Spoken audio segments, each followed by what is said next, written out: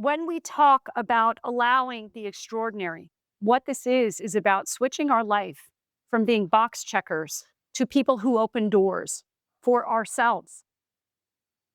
Really, really important. And today I'm going to tell you how to do that. My father-in-law used to say, there's givers and takers in this world.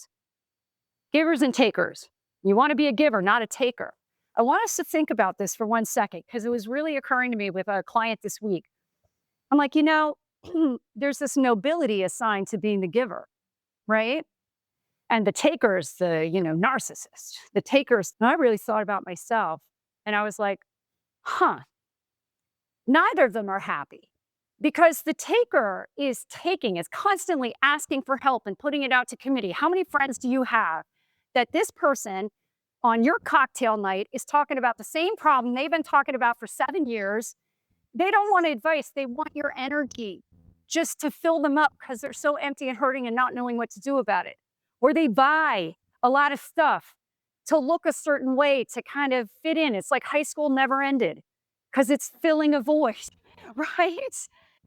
But then there's us. I think everybody in this room qualifies as a giver. We could call it a doer, right?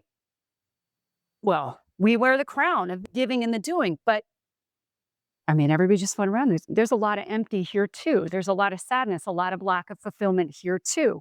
Why?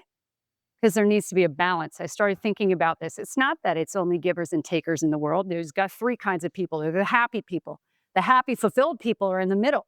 They're the ones who know how to give, and I don't want to use the word take. They know how to give and receive. I'm like, I am the suckiest receiver. So these are strategies today to work on that. Fulfillment means balancing your busyness. Balancing your busyness with being receptive. I want you to think about right now, what are some ways that I am busying myself and avoiding my own happiness? What are some of the ways that I'm covering pain, sadness, loneliness, boredom with busy, busy, busy that isn't really aligned with fulfillment for me? Think about that. What is something that gives you an instant sense of accomplishment? We get dopamine from accomplishment. That's why we do it, right? You know how you have a to-do list and you write your to-do list and you add a couple things on the to-do list you've already done and cross it off right away? It's because we get dopamine from it. So just think about, some of you have a little notebook with you or a pen or something. Think about what is something where I am busying that it's actually not really fulfilling for me. And think about what you might be avoiding from that. I just want you to pin that thought.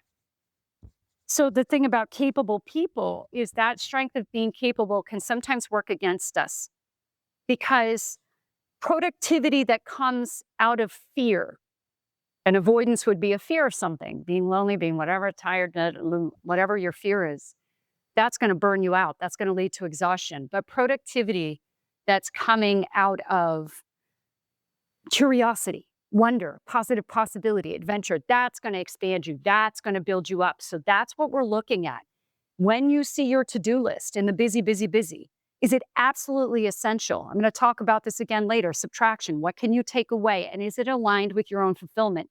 And if there aren't some things on that list that are aligned with your fulfillment, that's what you need to investigate and find a balance in your day. It's not going to be 50-50. I actually hate the word balance. It's such a misnomer, this idea of a balanced life. There are days that I am at work I get there at 5:45, I'm going to get home at 9. I have 2 kids. Could I have mother guilt about that? Yeah, but no, because you know what? I'm the CEO of a company and I don't miss a volleyball game. Look, I can just lead. So some days if there's no balance, it's like, what's the big picture? You need to think of the big picture in terms of everything. In terms of food, in terms of exercise, in terms of whatever, but also in terms of your time, but just make sure some of that time is for you. So if I ask you, how was last Tuesday? You'd be like, Tuesday, yeah, I guess it was fine, right? Is not the word that comes into our head, fine? So I'm here to tell you today, fine is killing you. Fine is killing all of us. And I mean this sincerely on a cellular level. We can now see the impact of thoughts on your cells. And I like to think of it this way. that the mitochondria of your cell is like a centrifuge, or, well, it can be. For a lot of people, it's like a desk pendulum. Like, you know, the thing with the 5 balls, and you pull one ball and it goes dink, dink, dink, and then there's 2 balls, and then 2 balls will go, and then there's 3 balls. It's very efficient. Dink, dink, dink, very predictable. Good. That's how most of us operate. That's fine. But what it can be is a centrifuge. And what is a centrifuge in science? It is something that spins so fast, the energy is so fast, all the heavy matter drops down and everything light rises up. And what I'm about is teaching strategies to help you be a centrifuge physically, mentally, so that you are in your best energy and in light all the time. And that's what we want to do. That's the key to today. I'm productive out of fear. I'm actually productive out of heaviness. It's like when people come to me with weight loss and they're trying to burn calories in their workouts. Workouts are punishing them, making up for food they ate. It's a negative. And I'm like, no, no, no, no. We exercise to generate energy, to feel our power, and to take that into our life. We do not over-exercise in my world. We are doing just enough to feel awesome and then go forth with that. That's the winning strategy. So I want you to think about what is not extraordinary in your life right now. What's not extraordinary is anything you are tolerating, right?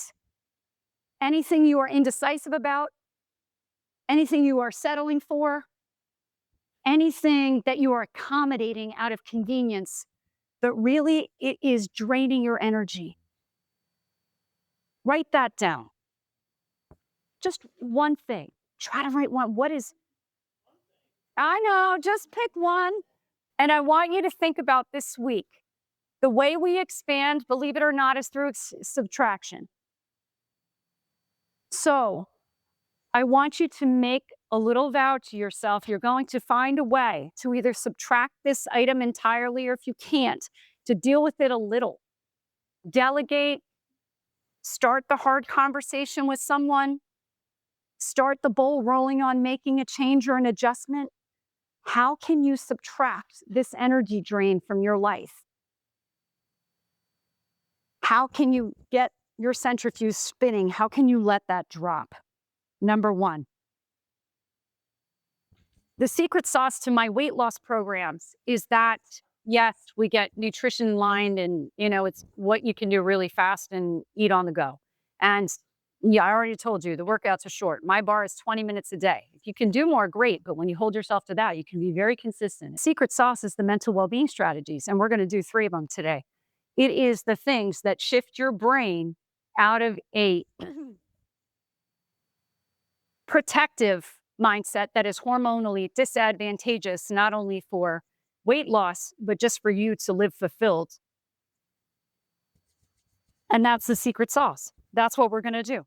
So mental exhaustion is malalignment with your identity and with what will move you. I deal with that with people that are trying to lose weight, because you cannot sustainably lose weight without thinking about why, what's it for, how would I be happiest, and start to live that at the same time.